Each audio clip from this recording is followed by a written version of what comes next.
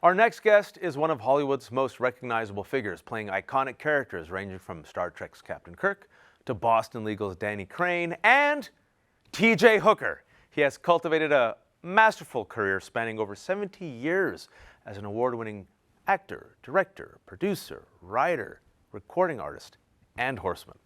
He's here at South by, not only as a keynote speaker, but as a subject of a lovely new documentary film entitled You Can Call Me Bill.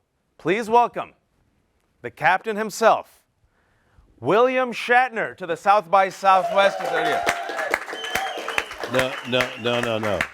No. You can call me Bill. Yeah. Can I call you Bill? That's the title of the movie. All right, well, Mr. Shatner, pleasure being here with you. You have an amazing career. I don't think people know. In addition to Captain Kirk, you were in kids shows. You did Shakespeare. You rode horses. You were in westerns. You were in Twilight Zone. And you were also T.J. Hooker. Let's give it for T.J. Hooker. That does not get... That's the second time you've said that. Because, I liked it. I'm a fan of T.J. Hooker. And you know who else is a fan?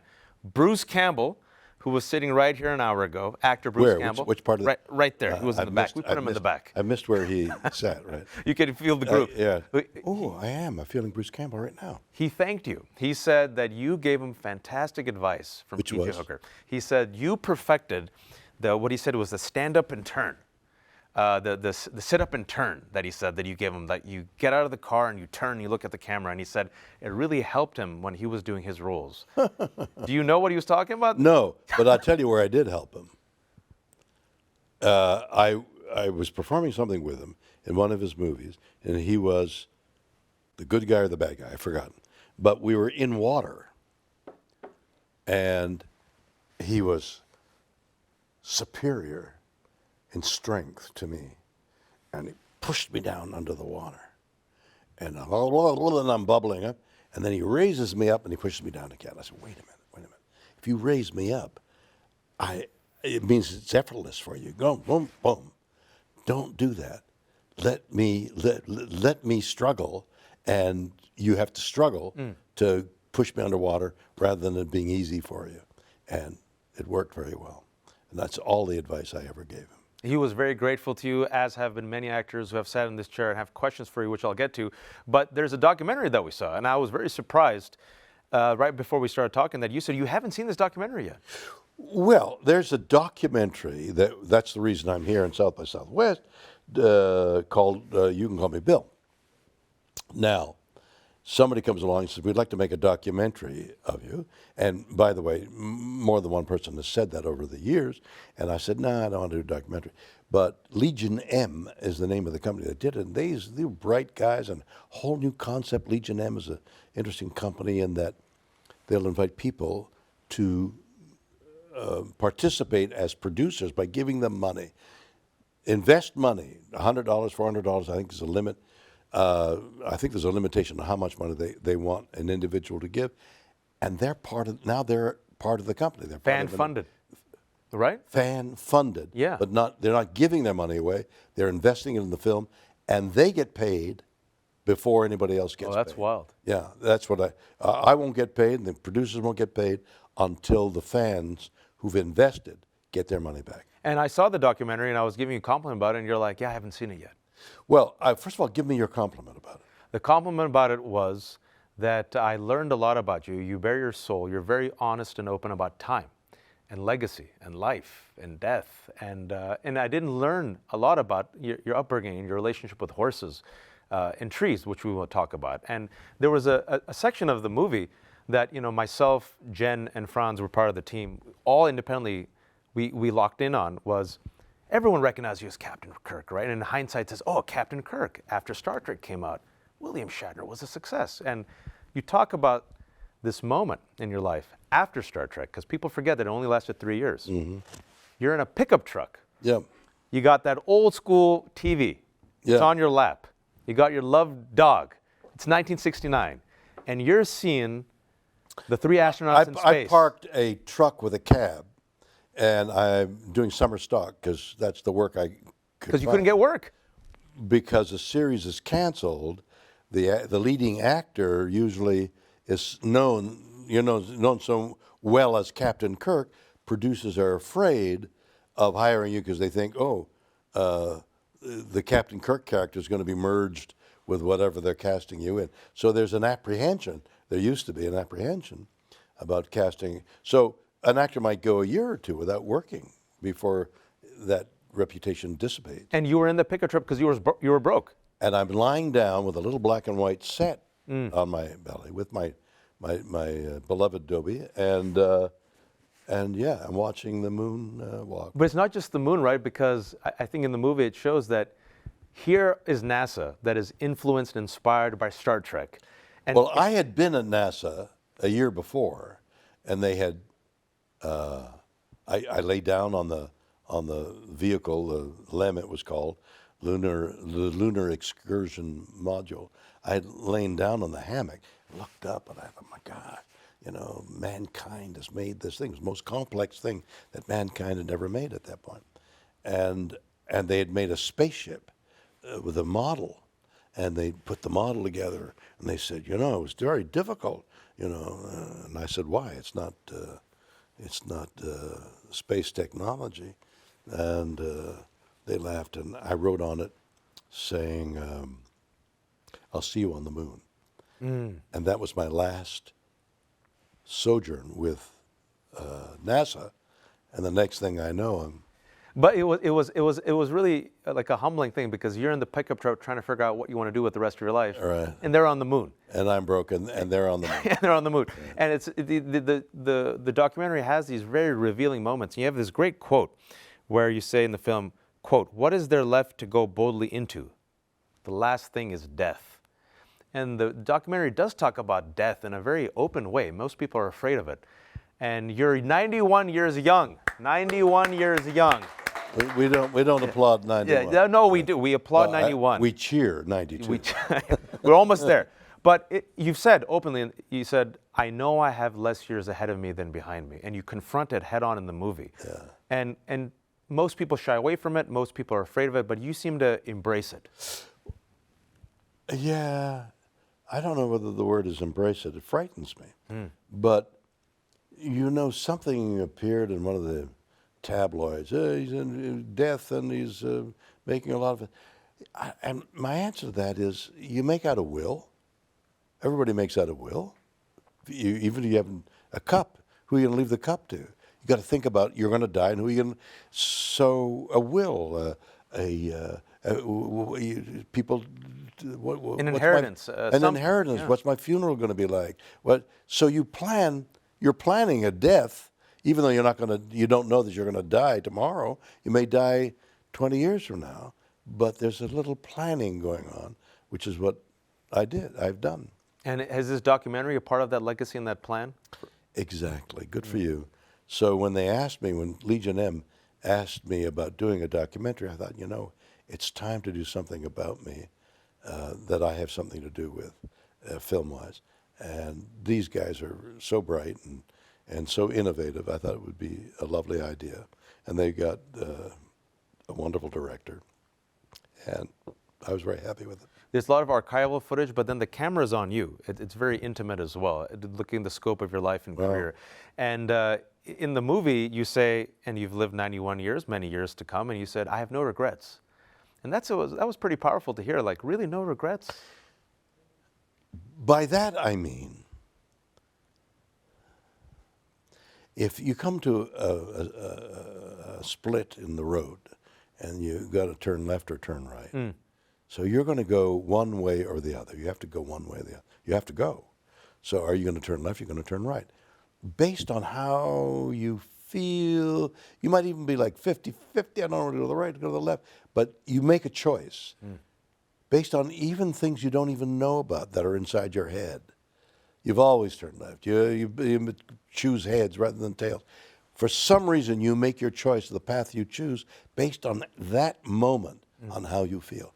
Once you've made that choice, everything is different. You've now chosen. And so what are you going to say? I wish I'd gone to the right because you went to the left? Yeah. You now know that going to the left isn't as good as something you might have done you think might have gone to the right, but you can't regret it because you didn't know that going to the left was not the best choice.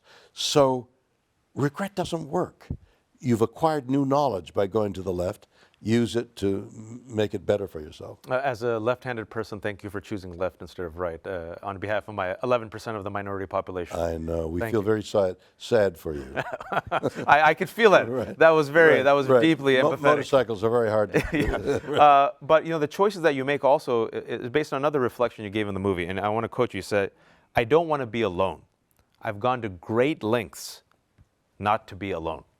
And that was very surprising to hear that as well. The choices that you made in life based on not wanting to be alone. Again, I think that we fashion our little fortress of life to encompass, you build a family, you get friends, you go out, you have dinners, and what's that all about?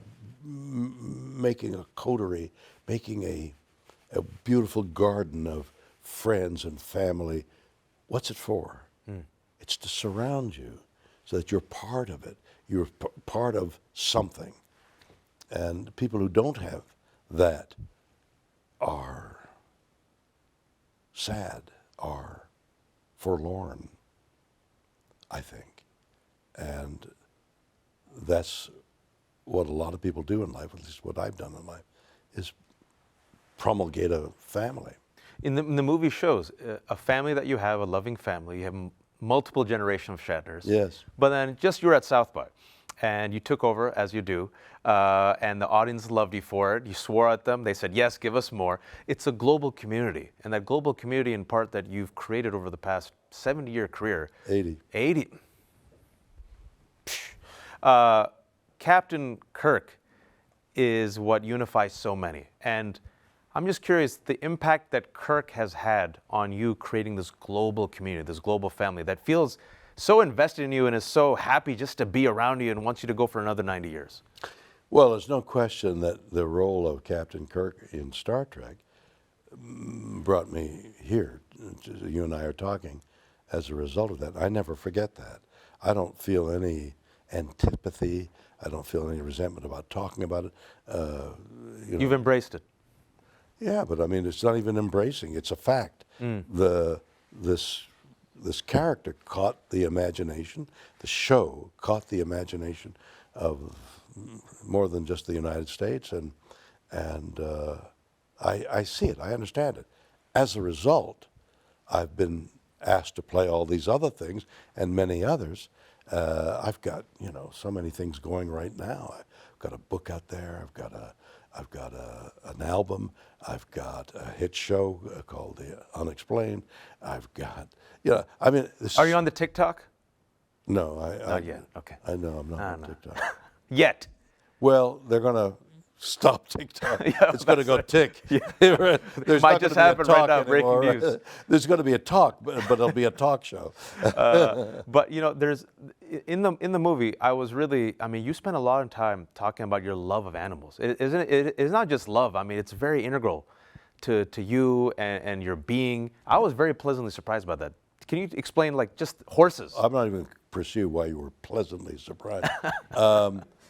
Because you never expect. It's one of those things you have an expectation. When you're a public figure like William Shatner, you're more than William That's Shatner. what you mean by pleasant. Yeah. You're glad to see that happen. Very glad. Yes. Nothing whatsoever. Animals. Yeah.